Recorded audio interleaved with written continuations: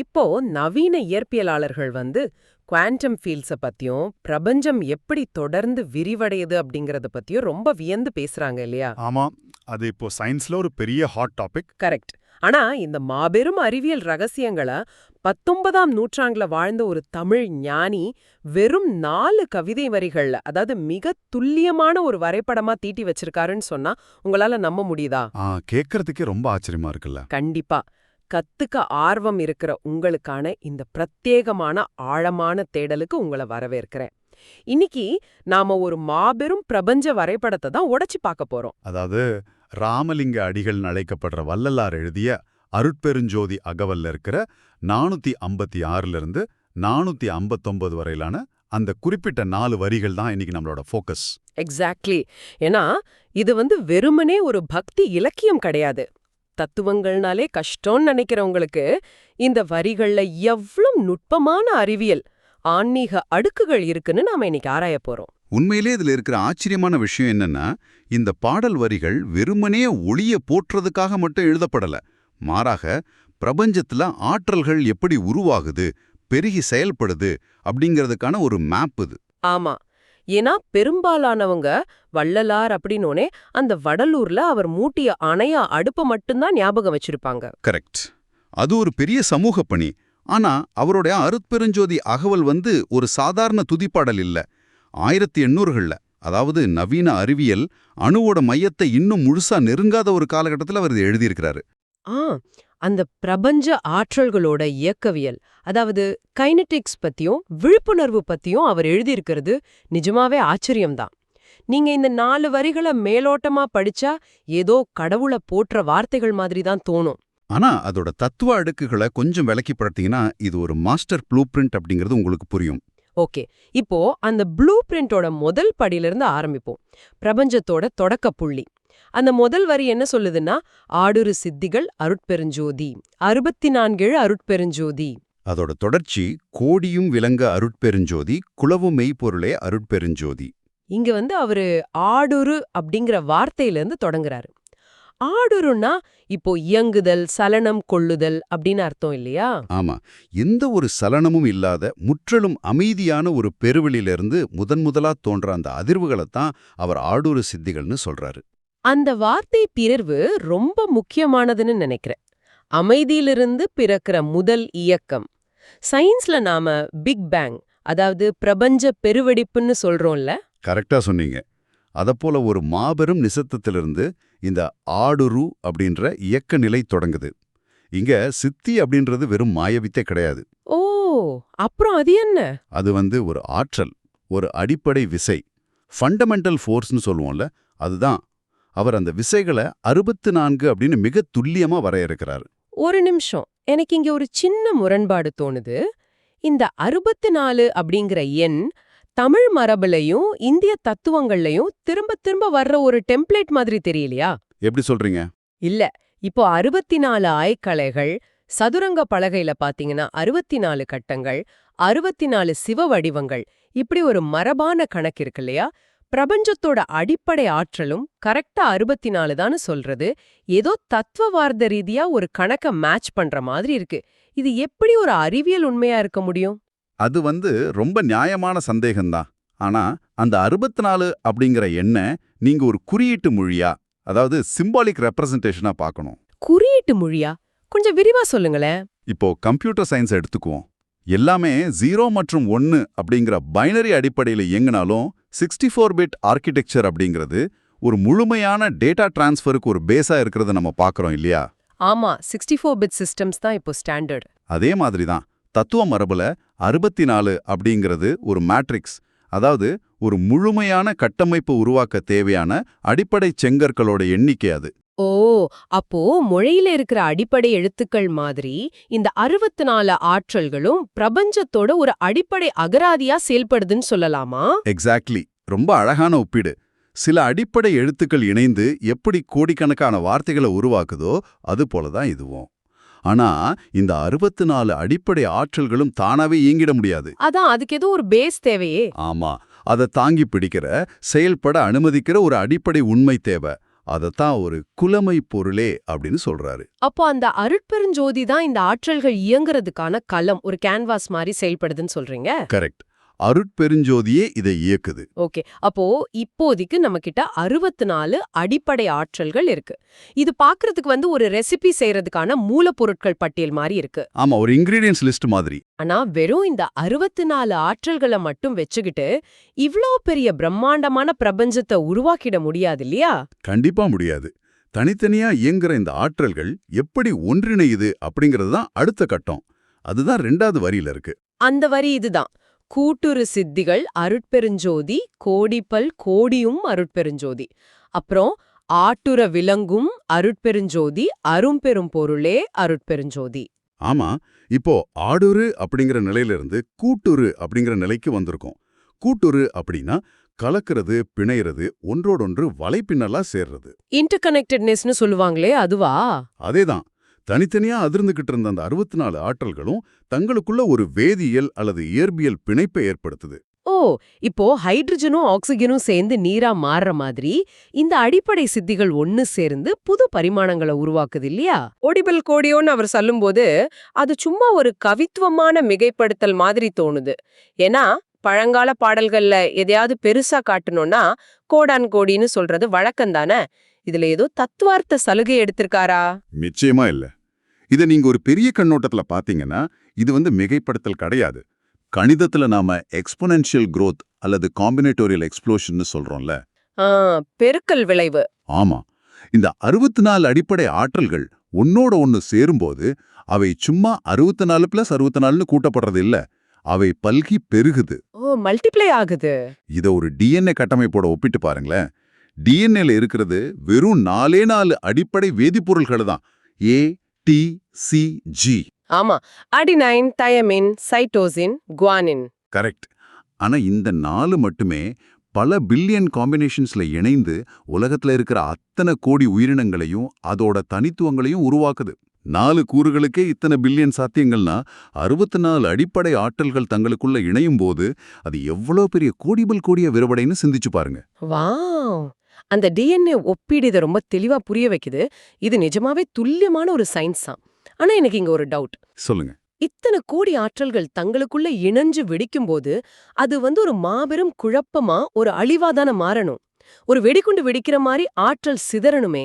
எப்படி அது ஒரு நேர்த்தியான பிரபஞ்சமா மாறுது? ரொம்ப ஆழமான கேள்வி. அதுக்கான விடையத்தான் அவர் அந்த வரியோட முடிவுல ஆற்ற விளங்கும் அரும்பெரும் பொருளே அப்படின்னு வைக்கிறாரு. ஆற்ற விளங்கும், அதாவது ஆட்டுவிப்பது. ஆமா, கோடிக்கணக்கான ஆற்றல்கள் தோன்றி விரிவடைகிற அந்த பிரம்மாண்டமான பெருக்கத்தை ஒரு கட்டுப்பாட்டுக்குள்ள வச்சு ஆட்டுவிக்க ஒரு மாபெரும் சக்தி இருக்கு. ஆர்கெஸ்ட்ரேட் பண்றதுன்னு சொல்லுவோம்ல. ஓ, ஒரு சிம்பனி இசைக்குழு மாதிரி. அங்க நூற்றுக்கணக்கான வாத்தியங்கள் இருந்தாலும் கண்டக்டர்னு ஒருத்தர் அது ஒரு நேர்த்தியான இசையா மாத்துற மாதிரி. எக்ஸாக்ட்லி. அதே மாதிரி இந்த விரிவடைகிற பிரபஞ்சத்தை ஒரு சீரான அமைப்பா ஆட்டுவிப்பது அந்த அரும்பெரும் பொருளான அருட்பெருஞ்சோதி தான். அது இல்லைன்னா நீங்க சொன்ன மாதிரி பிரபஞ்சம் வெறும் குழப்பமான வெடிபொருட்களோட குவியலா தான் இருந்திருக்கும்.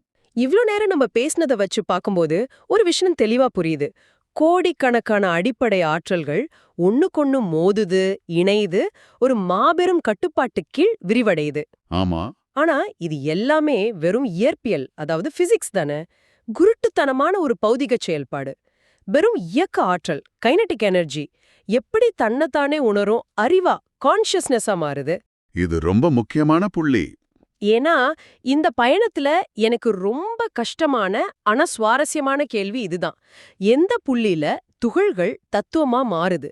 அந்த விடை 3வது வரியில இருக்குன்னு நினைக்கிறேன். ஆமா, அந்த வரி என்ன சொல்லுது? அறிவுறு சித்திகள் அருட்பெருஞ்சோதி, அனந்த கோடிகளும் அருட்பெருஞ்சோதி, பிரிவர விளக்கும் அருட்பெருஞ்சோதி, பெருந்தனிப் பொருளே அருட்பெருஞ்சோதி. இப்ப நீங்க சரியா அந்த மைய கேள்வியை தொட்டுட்டீங்க. நவீன அறிவியலும் தத்துவமும் இன்னைக்கு வரைக்கும் விவாதிச்சுக்கிட்டு இருக்கிற ஒரு பெரிய மர்மம் இதுதான். இத ஆங்கிலத்துல ஹார்ட் ப்ராப்ளம் ஆஃப் கான்ஷியஸ்னஸ்னு சொல்லுவாங்க. அதாவது வெறும் சடப்பொருளான மூளையிலிருந்து நான் அப்படிங்கிற உணர்வு எப்படி தோன்றுது அப்படிங்கிற கேள்வி. கரெக்ட். மேற்கத்திய அறிவியல் என்ன நினைக்குதுன்னா, மூளையோட சிக்கலான நரம்பியல் இணைப்புகள் ஒரு குறிப்பிட்ட அளவை தாண்டும் போது தற்செயலா இந்த விழிப்புணர்வு உருவாகுதுன்னு நம்புது. ஆனா வள்ளலாரோட பார்வை முற்றிலும் வேறானது. அப்படியென்றால் ஆற்றல்களோட இணைப்பால அறிவு உருவாகலன்னு அவர் சொல்றாரா? அப்போ அந்த அறிவுறு சித்திகள் அப்படிங்கிற வார்த்தையோட உண்மையான அர்த்தம் என்ன? அதாவது ஆற்றல்களோட சேர்க்கை தற்செயலா அறிவை உருவாக்கல. மாறாக அந்த அடிப்படை ஆற்றல்களுக்கு உள்ளேயே அறிவு அப்படிங்கிறது உறங்கிக்கிட்டு இருக்கு. டார்மெண்ட் இன்டெலிஜென்ஸ்னு சொல்லுவாங்க. அதுதான் வள்ளலாரோட நிலைப்பாடு. ஓ, அப்போ பிரபஞ்ச ஆற்றல் என்பதே அடிப்படையில ஒரு விழிப்புணர்வு தானா? ஆமா, அது ஆடுறு நிலையில வெறும் செயலா தெரியுது, கூற்று நிலையில மாபெரும் அமைப்பா தெரியுது. இறுதியில் அது முதிர்ச்சி அடையும் போது தன்னுடைய உண்மையான இயல்பான விழிப்புணர்வு அடையுது. அதுதான் அறிவுறு சித்திகள். Mind blowing. இது புதுசா உன்னை படைக்கிறதில்ல, தன்னுள் மறைஞ்சிருந்ததை விழிப்படைய செய்யறது. கரெக்டா புடிச்சிட்டீங்க. இது ஒரு மிகப்பெரிய சிந்தனை மாற்றம். அப்ப பிரபஞ்சம் அப்படிங்கிறது தற்செயலா உருவான ஒரு மெஷின் கிடையாது. அது தன்னைத்தானே கொஞ்சம் கொஞ்சமா உணர்ந்து கொள்ளும் ஒரு மாபெரும் மனம்னு சொல்லலாமா? கண்டிப்பா சொல்லலாம். ஒரு கட்டத்துல இந்த விழிப்புணர்வு நிலைகள் எல்லையற்ற விரிவடைறத தான் அவர் அனந்த கோடிகளும் அப்படின்னு குறிப்பிடுறாரு. இன்ஃபினிட். ஆனா எனக்கு இதுல இன்னொரு கோணமும் தெரியுது. சொல்லுங்க. இத்தனை அனந்த கோடி விழிப்புணர்வுகளும் தனித்தனியா இயங்குதா? இப்போ ஒவ்வொரு மனிதனும் ஒவ்வொரு உயிரும் தனித்தனி அறிவா இயங்கும்போது அங்க ஒரு முழுமை, ஒரு டோட்டாலிட்டி எப்படி சாத்தியமாகும்? ரொம்ப ஆழமான கேள்வி. அந்த முழுமைய பத்தி தான் அவர் பிரிவர விளக்கும் பெருந்தனிப் பொருளே அப்படிங்கிற வரியில விளக்குறாரு. பிரிவர அப்படின்னா? பிரிவர அப்படிங்கிற வார்த்தைக்கு பிரிக்க முடியாதபடின்னு அர்த்தம். கோடிக்கணக்கான அறிவு நிலைகள் தனித்தனியா தெரிஞ்சாலும் அது எதுவுமே அந்த மூலமான அருட்பெருஞ்சோதியிலிருந்து வேறுபட்டது கிடையாது. ஓ, எல்லாம் ஒண்ணுதான் அப்படிங்கிறீங்களா? ஆமா, இத ஒரு உதாரணம் மூலமா சொல்லணும்னா, ஒரு கடல்ல எழும்புற அலைகள் தனித்தனியா தெரிஞ்சாலும் அவ கடலோட நீரைத் தவிர வேற எதுவும் இல்ல, இல்லையா? Super analogy. கடலும் அலையும் ஒண்ணுதான். அதே மாதிரி அறிவும் அந்த அறிவை ஒளிர செய்யும் ஒளியும் வெவ்வேறானவை கிடையாது. அவை ரெண்டும் பிரிக்க முடியாதவை. அதனாலதான் அத பெருந்தனி பொருள் அப்படின்னு சொல்றாரு. அது ஒண்ணுதான் இருக்கு, அதுவே பலவா தன்னை உணருது. அறிவுக்கும் அந்த அறிவோட மூலாதாரத்துக்கும் இடையே இருக்கிற அந்த பிரிக்க முடியாத தன்மையை கேட்கறதுக்கே ரொம்ப ஆழமா இருக்கு. ஆனா இங்க நாம ஒரு பெரிய கேள்வியை எதிர்கொள்றோம். என்ன கேள்வி அது? இப்ப பாத்தீங்கன்னா, சலனமே இல்லாத ஒரு பெருவெளியிலிருந்து ஆற்றல் தோன்றுது, பல கோடிகளா பெருகுது, பின்ன தன்னை உணரும் அறிவா விரிவடையுது. இதெல்லாம் சரி. ஆனா எதற்காக? ஆன் பர்பஸ் என்னன்னு கேக்குறீங்க? ஆமா, இத்தனை கோடிக்கணக்கான விஷயங்கள் எதற்காக தொடர்ந்து இயங்கணும்? இந்த மாபெரும் பிரபஞ்ச நாடகத்தோட இறுதி இலக்கு என்ன? சும்மா உருவாகி விழிப்புணர்வு அடைஞ்சு பின் அழிஞ்சு போறதா? இத அவர் எப்படி முடிக்கிறாருன்னு பாப்போம். கடைசி வரி வீடுகள் எல்லாம் அருட்பெருஞ்சோதி, விதிநெறி விளங்க அருட்பெருஞ்சோதி, ஆடல் செய்தருளும் அருட்பெருஞ்சோதி, அரும்பெரும் பொருளே அருட்பெருஞ்சோதி. இதுல அவர் சொல்ற அந்த இறுதி இலக்கு என்ன? அந்த இறுதி இலக்கு தான் வீடு. தமிழ் தத்துவ மரபுல வீடு அல்லது வீடு பேறு அப்படிங்கிறது முக்தியை குறிக்கும். லிபரேஷன். முக்தி அப்படின்னா எங்கேயோ வானத்துல இருக்கிற ஒரு இடத்துக்கு போறது இல்லையே. நிச்சயமா கிடையாது. முக்திங்கிறது ஒரு முழுமையான விடுதலையோட நிலை. அந்த தொடக்க புள்ளியான மூலத்தோட மீண்டும் சென்று கலக்கும் ஒரு முழுமை. இத்தனை கோடிக்கணக்கான விழிப்புணர்வுகளும் அந்த முக்தியை நோக்கி தான் பயணிச்சுக்கிட்டு இருக்கு. ஓகே. ஆனா இந்த முக்தி பயணம் ஒரு தன்னிச்சையான கட்டுப்பாடற்ற பயணம் கிடையாது. அது ஒரு விதிநெறிப்படி நடக்குது. ஒரு நிமிஷம். விதிநெறி, அதாவது ரூல்ஸ் அல்லது டிவைன் ஆர்டர்னு சொல்லும்போதே அது ஒரு கட்டுப்பாடு மாதிரி தெரியுது. எப்படி? வீடு அல்லது முக்தி அப்படிங்கிறது முழுமையான சுதந்திரம்னு சொன்னீங்க. முழுமையான சுதந்திரத்தை நோக்கி பயணிக்கும் ஒண்ணுக்கு எதுக்கு விதிகளும் நெறிகளும்? இது ஒண்ணுக்கொன்னு முரணா தெரியலையா? அது ஒரு முரண்பாடு போல தோணலாம். ஆனா அதுதான் பிரபஞ்சத்தோட அற்புதம். எந்த விதிகளுமே இல்லாத ஒரு நிலை அப்படிங்கிறது சுதந்திரம் கிடையாது. அது வெறும் அராஜகம், ஒரு மாபெரும் அழிவு. என்ட்ரோபின்னு சொல்லுவாங்களே. கேஸ். ஆமா, பிரபஞ்ச விதிகள், அதாவது இந்த விதிநெறி, கர்மா, இயற்கை நியதிகள் இதெல்லாமே ஒரு தொடர் வண்டியோட தண்டவாளங்கள் மாதிரி செயல்படுது. ஓ, தண்டவாளம் அப்படிங்கிறது ட்ரெயினுக்கு ஒரு கட்டுப்பாடு தான். ஆனா அது இல்லனா ட்ரெயின் அதோட இலக்க சென்றடைய முடியாது. கரெக்டா? எக்ஸாக்ட்லி. முக்தி அப்படிங்கிற முழுமையான சுதந்திரத்தை அடையறதுக்கு இந்த விதிகளும் நெறிகளும் தான் பாதையா அமையுது. இது எனக்கு நிஜமாவே ஒரு புதிய தெளிவை தருது. விதிகள் அப்படிங்கிறது நம்மள தண்டிக்கிறதுக்காக உருவாக்கப்பட்டதில்ல. நாம முக்தியை நோக்கி பாதுகாப்பா பயணிக்கிறதுக்காக அமைக்கப்பட்ட பிரபஞ்ச தண்டுவாளங்கள். இது அவர் ஆடல் செய் தருளும் அப்படிங்கிற வார்த்தை மூலமா எவ்ளோ அழகா இணைக்கிறாரு. ஆமா, இது ஏதோ ஒரு சர்வாதிகாரியான கடவுள் விதிக்கும் சட்டம் கிடையாது. இது ஒரு கருணை கலந்த நடனம். நடனம்ங்கிற வார்த்தையை அவர் ஏன் பயன்படுத்துறாருன்னா, அதுல ஒரு லயம் இருக்கு, ஒரு அழகு இருக்கு. அப்போ முக்தி மற்றும் பிரபஞ்ச விதிகள் இது ரெண்டையும் ஒன்றிணைத்து இந்த முழு பிரபஞ்சத்தையும் ஒரு மாபெரும் நடனமா ஆட்டுவிக்கிறது அந்த ஒளியோட பெருங்கருணைன்னு சொல்லலாமா? சரியா புரிஞ்சுகிட்டீங்க. சிவனோட ஆனந்த தாண்டவத்தை நாம தத்துவார்த்தமா பேசுவோம் இல்லையா? அதேதான் வள்ளலார் அருட்பெருஞ்சோதியோட ஆடல் அப்படின்னு கருணையோட அடிப்படையில விளக்குறாரு. வாவ்! இந்த 4 வரிகளுக்குள்ள நாம பயணித்த விதம் உண்மையிலே பிரமிப்பூட்டுது. எந்த ஒரு இயக்கமும் இல்லாத ஒண்ணுல தொடங்குற அதிர்வு அது பிரம்மாண்டமா பெருகி ஒரு பிரபஞ்ச அமைப்பாவது, அந்த சடப்பொருளுக்குள்ள உறைந்திருக்கும் அறிவு விழிப்படைவது, முடிவில் அந்த அறிவு அனைத்தும் ஒரு குறிப்பிட்ட விதியின்படி முக்தியை நோக்கி நடனமாவுவது, இத வெறும் ஒரு பக்தி பாடலா மட்டும் படிச்சுட்டு போறது எவ்ளோ பெரிய இழப்பு. உண்மைதான். தத்துவங்களை நாம எப்போதுமே வாழ்க்கையிலிருந்து தனித்து நிற்கும் ஒரு விஷயமா தான் பார்க்கப்படணும். ஆனா வள்ளலாரோட இந்த பார்வை நாம வாழ்ற ஒவ்வொரு வினாடியும் ஒரு மாபெரும் பிரபஞ்ச இயக்கத்தோட ஒரு பகுதி அப்படிங்கறத உணர்த்துது. ஆமா, நீங்க சொல்ற மாதிரி இது குவாண்டம் இயற்பியலையும் மனித விழிப்புணர்வையும் ஒரே கோட்டுல இணைக்கிற ஒரு முழுமையான வரைபடம். கண்டிப்பா. இப்போ இந்த உரையாடலோட இறுதியில நேயர்களான நீங்க இத உங்களோட அன்றாட வாழ்க்கையோட பொருத்தி பார்க்கணும்னு நான் விரும்புறேன். சற்று நிதானமா யோசிச்சு பாருங்க. உங்க உடலுக்குள்ள இருக்கிற ஒவ்வொரு அணுவும் ஆரம்பத்துல தோன்றிய அந்த 64 ஆடொரு சித்திகளோட ஒரு துளிதான். கரெக்ட். உங்க உடலோட சிக்கலான உயிரியல் அமைப்புகள் எல்லாமே அந்த கூட்டுறு சித்திகளோட கோடிக்கணக்கான பெருக்கம்தான். இப்போ இந்த நொடியில நாங்க பேசுறத கேட்டு இத புரிஞ்சுக்கிட்டு உங்களுக்குள்ள வெளிப்படைந்திருக்க உங்க மனம் இருக்கு இல்லையா, அது அந்த எல்லையற்ற அறிவுறு சித்திகளோட ஒரு சிறிய பிரகாசம். ரொம்ப அழகா சம்மரைஸ் பண்றீங்க. வெறும் பிரபஞ்ச நடனத்தோட ஒருங்கிணைந்த ஒரு பகுதி நீங்க.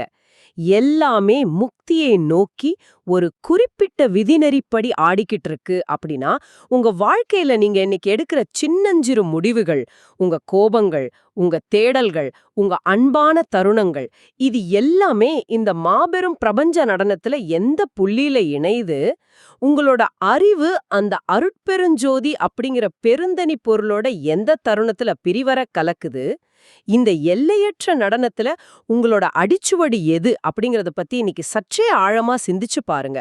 இந்த ஆழமான பிரபஞ்ச தேடல்ல எங்களோடு இணைந்ததற்கு மிக்க நன்றி. மீண்டும் ஒரு புதிய ஆழமான தேடலில் சந்திப்போம்.